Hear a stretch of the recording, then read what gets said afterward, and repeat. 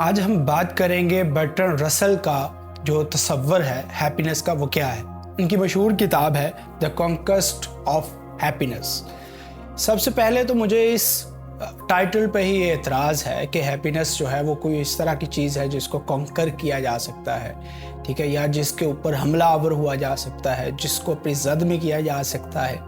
یہ بنیادی طور پہ اس 20ویں صدی کی ایک آبجیکٹیوٹی کی جو لہر تھی، یہ سمجھ لیجئے کہ وہی طریقہ کار ہے کہ جیسے جو ہے وہ سائنس میں مختلف چیزوں کو اپنے قبضے میں کیا جاتا ہے، ان پہ جو ہے پاور ڈومینیٹ جو ہے وہ کی جاتی ہے، ایسے ہی یہ اس کا ٹائٹل جو ہے مجھے لگتا ہے کانکویسٹ جو ہے اس کے لفظ سے۔ اچھا، اس کتاب میں یہ جو برٹرنڈ رسل کی کتاب ہے دا کانکویسٹ آف ہیپینس، وہ ہیپینس کے مختلف طریقہ کار بتاتا ہے۔ پہلے وہ یہ ڈسکس کرتا ہے کہ ان ہیپینس کن کن چیزوں سے ہوتی ہے۔ میں چاہ رہا ہوں کہ ہم ذرا ان کی فہرست ایک بار جو ہے وہ دیکھ لیں۔ مثال کے طور پہ وہ سب سے پہلے بات کرتا ہے کمپٹیشن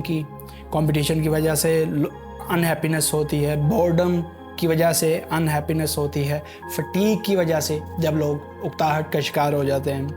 انوی کی وجہ سے، جیلسی کی وجہ سے، ٹھیک ہے، دا سینس آف سن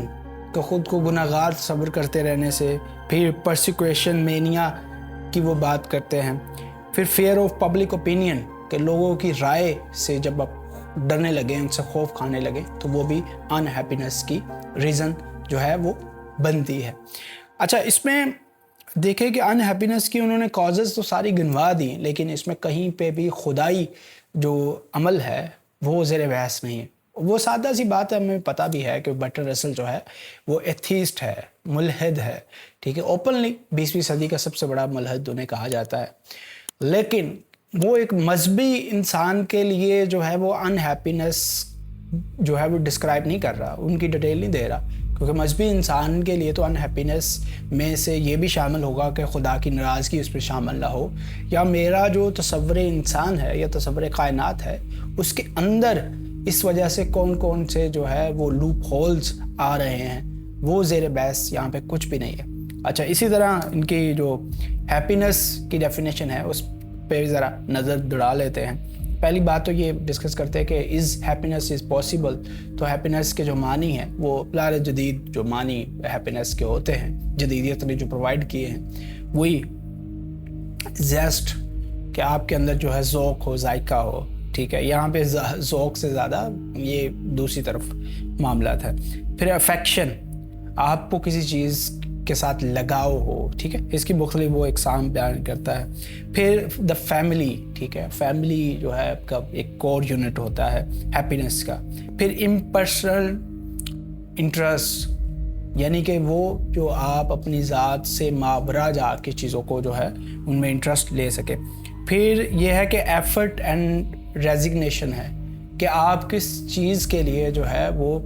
جدوجہد کریں گے، اور پھر وہ کہتے ہیں فائنلی دا ہیپی مین، آپ ہمیشہ کے لیے خوش رہیں گے۔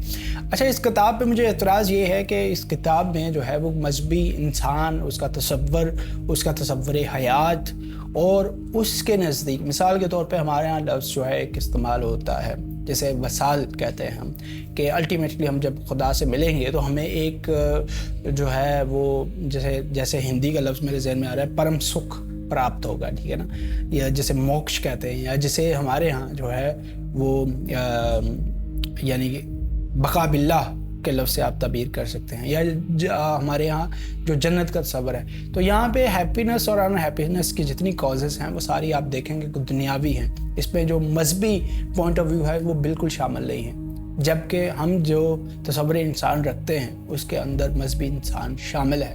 ہم کبھی بھی کوئی بھی مذہبی انسان جو ہے وہ خوش نہیں ہو سکتا جب تک اس کے پرسپیکٹو میں، اس کے پوائنٹ آف ویو میں، اس کے مورلز میں جو ہے وہ ریلیجس ایک کہہ لیجئے کہ ایک بیک گراؤنڈ اس کے پیچھے نہ ہو، وہ چیز اس کی بنیاد نہ بنے۔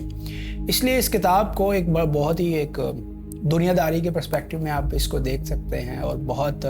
اس سے بھی خیر فائدہ اٹھایا جا سکتا ہے، لیکن یہاں پہ میرا بتانے کا مقصد یہ تھا کہ جب ایک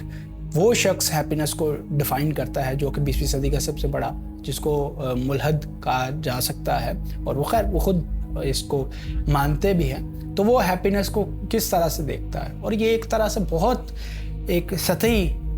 جو ہے ہیپینس کا تصور ہے، یہ وہ تصور نہیں ہے جس کے اندر انسان جو ہے وہ کہہ لیجیے کہ خود سے اوپر اٹھ کے ایک میٹا فزیکل جو ہے ہیپینس کا جو ہے تصور اخذ بھی کر پائے، کیونکہ اس نے اس کو تجربہ ہی نہیں کیا، اس کو معلوم ہی نہیں ہے کہ انسان جب دعا کرتا ہے سچے دل سے تو اس کے اندر کون سی خوشی پنپتی ہے، جب وہ دوسرے لوگوں کے لیے جو ہے ہیلپ کرتا ہے خدا کی رضا کے لیے تو اس کے اندر جو ہے وہ کیا سرشاری اس کے وجود کے اندر پھیلتی ہے، جب وہ خدا کے لیے کچھ قربانیاں دیتا ہے تو اس کے اندر کس طرح کے احساسات جنم لیتے ہیں، کیونکہ یہ سارے احساسات جو ہیں وہ ایک مذہبی انسان کے ساتھ جڑے ہوئے ہیں۔ تو جب بھی میں یہ کتاب دیکھتا ہوں تو مجھے ایک طرح کی شیلونس جو ہے اس کتاب میں برٹرانڈ رسل کی جو ہے وہ دکھائی دیتی ہے، اور اوبیسلی اس میں خدائی پلان جو ہے وہ شامل نہیں ہے،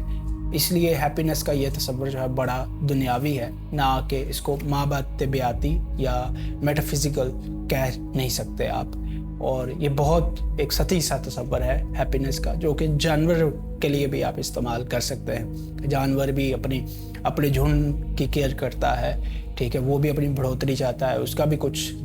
ذوق شوق ہوتا ہے کسی چیز کے لیے، تو کیونکہ استھیٹکس وغیرہ یا جو ہے جانور سے میری مراد یہ ہے پرندے وغیرہ یا دوسرے جو حیاتیات کی چیزیں ہیں ان میں یہ اب ہم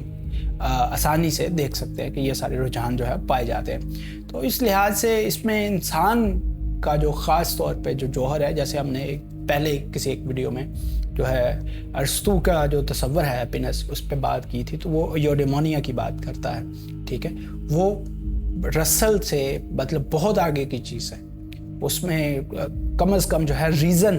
بیسڈ جو ہے وہ ہیپینس کو قرار دیا گیا ہے، تو یہاں سے جو ہے وہ نہ صرف ریزن بیسڈ ہے بلکہ یہ بہت انسٹنکٹیو کائنڈ آف ہیپینس ہے، اور میں جس ہیپینس کی بات کر رہا ہوں جو کہ مذہبی آدمی کے اندر ہوتی ہے وہ میٹا فزیکل ہے، وہ اس سے بیونڈ ہے، وہ اس سے اوپر ہے، وہ اس سے زیادہ جو ہے ہیپینس کے قریب ہے، یعنی ہمارے ہاں جو اصطلاح استعمال ہوتی ہے فلاح کی، یعنی ہیپینس جو ہے بہت عامیانہ لفظ ہے اس کے لیے، فلاح جو ہے بہت بڑا لفظ ہے، یعنی وہ کامیابی کو ان ٹوٹیلٹی دیکھنے کا نام ہے، یعنی جسے ہمارے دنیا اور آخرت کی کامیابی کہتے ہیں، یعنی وہ فلاح ہے۔ تو ہمارے ہاں جو ہیپینس کا تصور ہے وہ فلاح بیسڈ ہے، اس پہ انشاءاللہ ہم پھر کسی ویڈیو میں جو ہے وہ ڈسکس کریں گے۔ شکریہ۔